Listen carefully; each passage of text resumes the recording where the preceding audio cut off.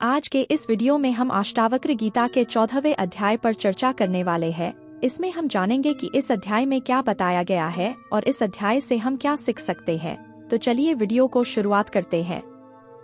14वां अध्याय हमें यह सिखाता है कि आत्मा स्वभावतः स्वतंत्र, शुद्ध और शाश्वत है।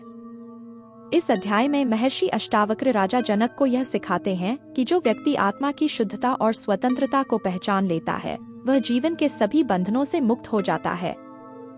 इस अध्याय का मुख्य संदेश यह है कि व्यक्ति का वास्तविक स्वरूप उसकी आत्मा है, जो किसी भी प्रकार के बंधनों से परे है।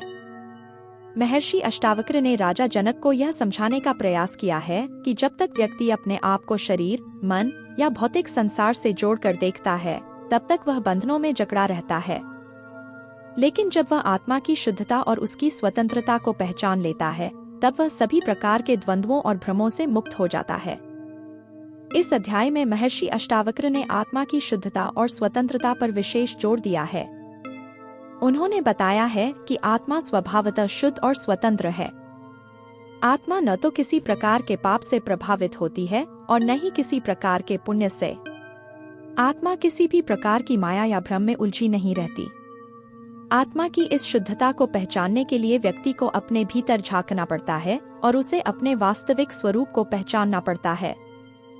आत्मा की स्वतंत्रता ही उसकी सबसे बड़ी विशेषता है। जब व्यक्ति आत्मा की इस स्वतंत्रता को पहचान लेता है, तो वह सभी प्रकार के बंधनों से मुक्त हो जाता है और उसे सच्ची शांति और आनंद की प्राप्ति होती है। इस अध्याय में महर्षि अष्टावक्र ने बंधन और मुक्ति के अर्थ को भी स्पष्ट किया है। बंधन का अर्थ है संसार के द्वंद्वों और भ्रमों में उलझना। यह बंधन व्यक्ति को उसके वास्तविक स्वरूप से दूर ले जाता है और उसे माया के जाल में फंसा देता है।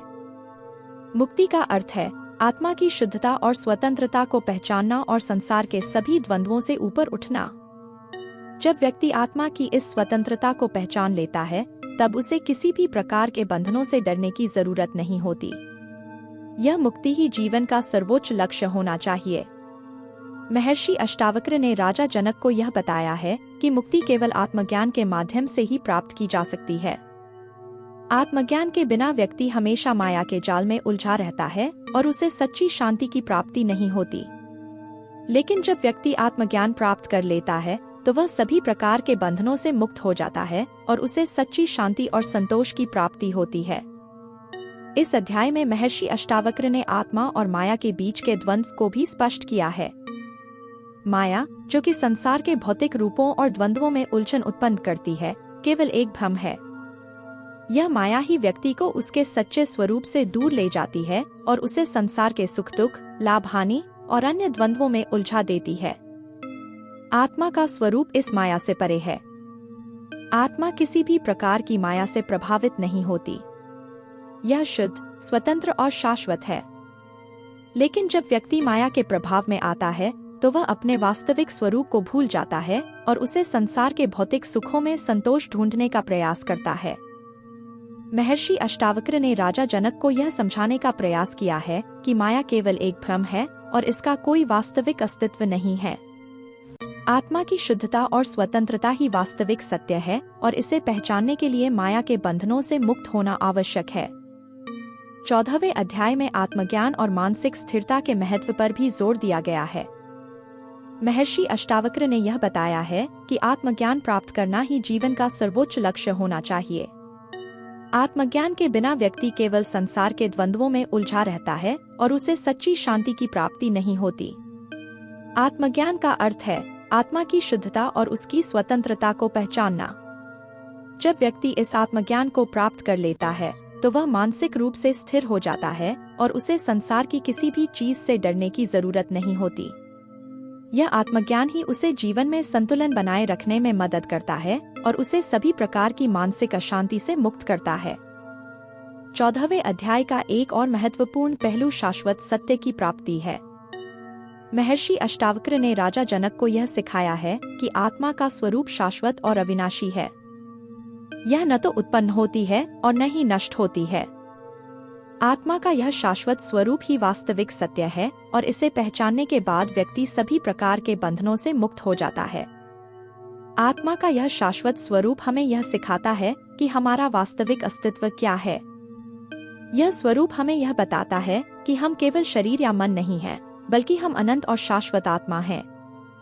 आत्मा की इस शाश्वतता को पहचानने के बाद हमें किसी भी प्रकार के द्वंद्व या भ्रम से डरने की जरूरत नहीं होती। यह शाश्वतता ही हमें सच्ची शांति और संतोष की प्राप्ति कराती है। महर्षि अष्टावक्र ने 14वें अध्याय में निष्काम कर्म के महत्व पर भी जोर दिया है। उन्होंने राजा जनक को यह बताया है कि जब तक व्यक्ति कर्म के फल की इच्छा करता है, तब तक वह बंधनों में जकड़ा रहता है। लेकिन जब वह निष्काम भाव से कर्म करता है, तब वह सभी प्रकार के बंधनों से मुक्त हो जाता है। निष्काम कर्म का अर्थ है बिना किसी फल की इच्छा के कर्म करना। यह कर्म व्यक्ति को आत्मा की शुद्धता और स्वतंत्रता के करीब ले जाता है। जब व्यक्ति निष्काम भाव से कर्म करता है, तब उसे किसी भी प्रकार के बंधनों से डरने की जरूरत नहीं होती। यह निष्काम भाव ही उसे सच्ची शांति और संतोष की प्राप्ति कराता है। अष्टावक्र गीता के 14वें अध्याय में जीवन में संतुलन और मानसिक शांति के महत्व पर भी विचार किया गया है। महर्षि अष्टावक्र ने बताया है कि आत्मज्ञान प्राप्त करने के बाद व्यक्ति जीवन में संतुलन बनाए रख सकता है और उसे सभी प्रकार की मानसिक अशांति से मुक्ति मिल सकती है। मानसिक शांति और संतुलन बनाए रखना आत्मज्ञान का ही एक पहलू है। जब व्यक्ति आत्मा की शुद्धता और स्वतंत्रता को पहचानता है, तो वह मानसिक रूप से स्थिर हो जाता है और उसे संसार की किसी भी चीज से डरने की जरूरत नहीं होती। यह संतुलन और शांति ही उसे जीवन में सफल बनाते हैं और उसे सच्ची शांति की प्राप्ति होती है। इस अध्याय में महर्षि अष्टावक्र ने संसार के द्वंद्वों से ऊपर उठने का मार्ग भी बताया है। उन्होंने राजा जनक को यह समझाने का प्रयास किया है कि जब तक व्यक्ति संसार के द्वंद्वों में उलझा रहता है, तब तक वह सच्ची शांति की प्राप्ति नहीं कर सकता। संसार के द्वंद्व जैसे कि सुख दुख, लाभ हानि, जीवन मृत्यु आदि व्यक्ति के मन में अशांति उत्पन्न करते हैं। यह द्वंद्व व्यक्ति को उसकी सच्ची पहचान से दूर ले जाते हैं और उसे केवल भौतिक वस्तुओं में ही संतोष ढूंढने के लिए मजबूर करते हैं। लेकिन जब व्यक्ति आत्मा की शुद्धता और स्वतंत्रता को पहचानता है, तो वह इन द्वंद्वों से ऊपर उठ जाता है। यह अध्याय हमें यह सिखाता है कि आत्मज्ञान प्राप्त करने के बाद व्यक्ति संसार के सभी द्वंद्वों से ऊपर उठ जाता है। यह आत्मज्ञान ही उसे सभी प्रकार के बंधनों से मुक्त करता है। धन्यवाद।